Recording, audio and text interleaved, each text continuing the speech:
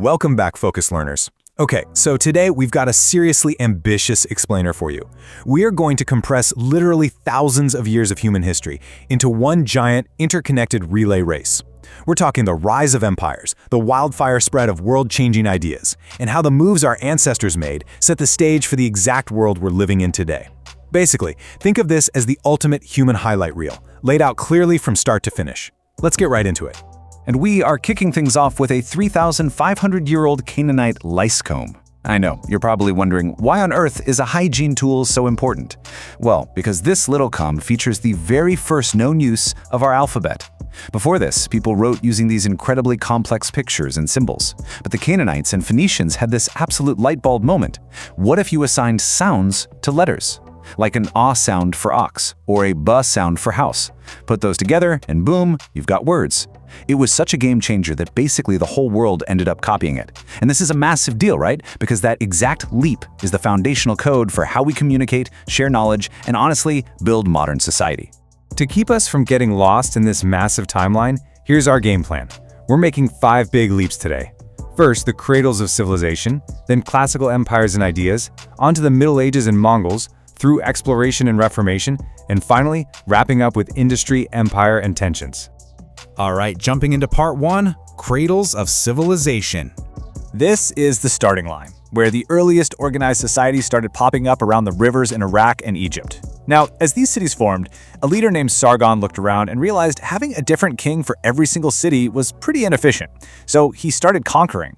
And when people asked if this massive power grab was for the good of the common folk, Sargon was shockingly blunt. He straight up admitted that conquering Samaria wasn't for the people at all. He said, "We rule to increase our pride, power, and possessions." And just like that, the first true empire is born.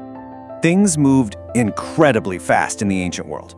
You've got the Sumerians inventing writing and dividing our days into hours and minutes, followed by Hammurabi actually writing down the first laws. But then we hit this crazy, mysterious wall. Practically all of these massive Bronze Age empires just suddenly collapsed around the exact same time. Bronze goes out, the Iron Age rolls in.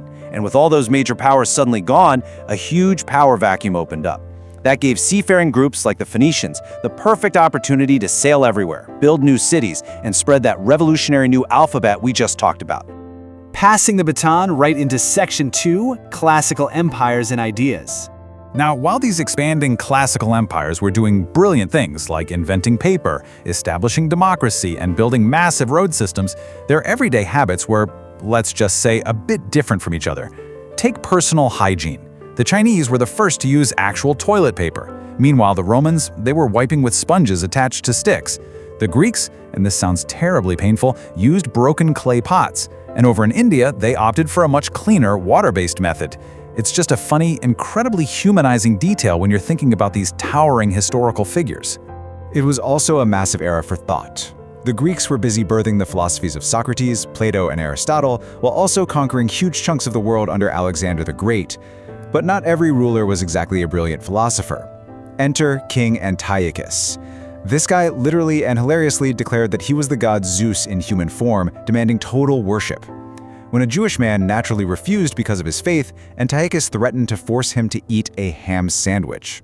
As you can guess, this totally bizarre attempt at forced assimilation completely backfired, and it actually sparked a rebellion that led the Jews to form their own independent nation all over again.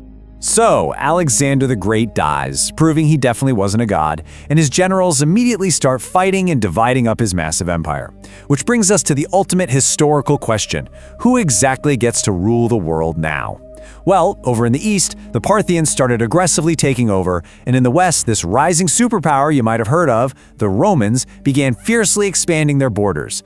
They crushed Carthage and eventually evolved into a massive, dominant empire under Augustus Caesar, setting the stage for some serious future clashes.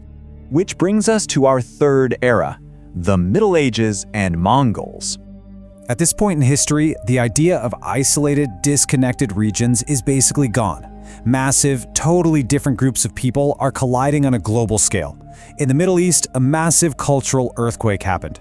A poet named Muhammad announced he'd received revelations from the God of Abraham. And he did something unprecedented. He united the historically fractured Arab clans under the banner of Islam.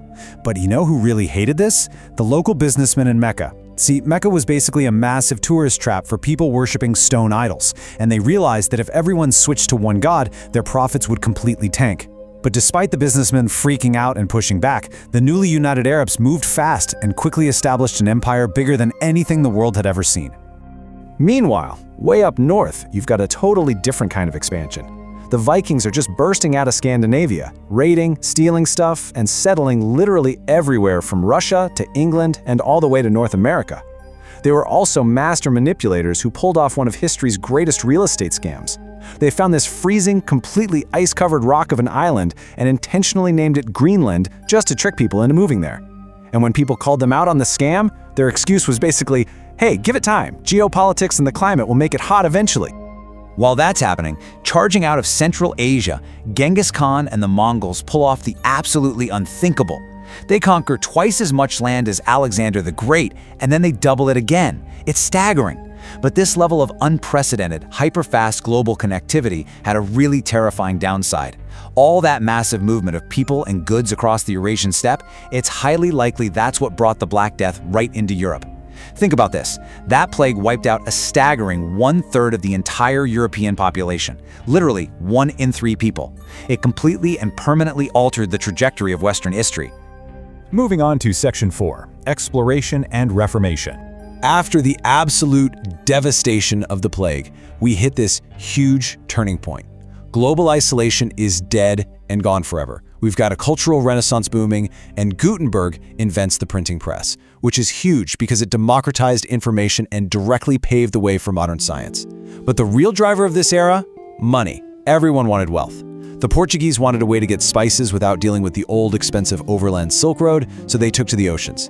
And they built this massive trading empire that turned into a very dark but highly lucrative economic engine. The cycle worked like this. Trade European stuff for enslaved people in Africa. Trade those enslaved people for food and resources, take that food back to Europe for more goods, and then just rinse and repeat. It was a brutal, relentless loop that permanently changed the demographics of the entire globe. Over in England, religion and politics were clashing in the most dramatic way possible. King Henry VIII was so desperate for a male heir that he essentially ripped the country apart. The Pope tells him, no, you can't have a divorce. So what does Henry do?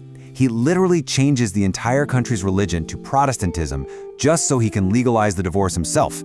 He then goes on this wild spree of marrying and sometimes beheading multiple wives. And the incredible irony of all this chaos just to get a son, the person who eventually took the throne and led England into a massive golden age of naval dominance was actually his daughter, Elizabeth. And here we are at the final lap, Section 5, Industry, Empire, and Tensions. So look, wars are incredibly expensive. The massive debt from global conflicts, like the 7 Years' War, kicked off a literal domino effect of revolutions. Britain decides to tax the Americans to pay off their war debt. That sparks the American Revolution. France decides to help the Americans out, which puts them into huge debt, so they tax their own people, which sparks the French Revolution. And that whole spirit of uprising just spreads like wildfire right down through Latin America. With all this political chaos happening everywhere, Britain pivots and focuses on a totally different kind of revolution. They figure out how to harness steam power. Boom, the Industrial Revolution begins. Suddenly, they can manufacture goods faster and cheaper than anyone else on the planet. This is absolutely crucial to understand. That switch from human muscle to machinery completely redrew the map of global power, and it's a balance we are still living with today. Now, as these 19th century European powers industrialized, they needed resources, so they started aggressively expanding. And to justify taking over the rest of the world, some of them leaned on this really arrogant pseudoscience, basically claiming that Europeans had uniquely evolved to rule over everybody else. But if you actually look at the historical record, that falls apart instantly. Long before the European scramble for Africa even started, the continent was already home to incredibly powerful, highly structured empires. You've got the immense wealth of the Mali Empire, the massive stone cities of Great Zimbabwe. These societies had been governing and shaping the continent for centuries. But driven by industry and intense competition, this scramble for global dominance was absolute chaos. It's like everyone was racing to claim whatever territory was left. Britain went all out, building the largest empire in human history, aggressively expanded into India and grabbing Hong Kong. The United States is growing its power and literally forcing Japan to end its long isolation. Russia is just expanding massively across Asia and actually discovers Antarctica just days before the British get there. Meanwhile, you've got these newly united nations like Germany and Italy, and they are absolutely desperate to carve out their own pieces of Africa just so they don't get left behind. Which brings us right to the very edge of the modern era. You've got all these massive industrialized empires aggressively pushing outward. But here's the problem. The map is only so big. Eventually, there's just nowhere left to go, except maybe the borders of the crumbling Ottoman Empire. We are going to wrap up this explainer right on the precipice of a terrifying new reality. You have these highly competitive, totally unapologetic nations jammed right up against each other's borders, and they are all churning out crazy, unprecedented new war technologies. Submarines, airplanes, heavy battleships. So I'll leave you with this one thought to chew on. When the great, heavily armed powers of the world finally run out of room to grow, what inevitably happens when that powder keg ignites? Thanks for hanging out and learning with me today, and as always, keep asking questions about how we got here.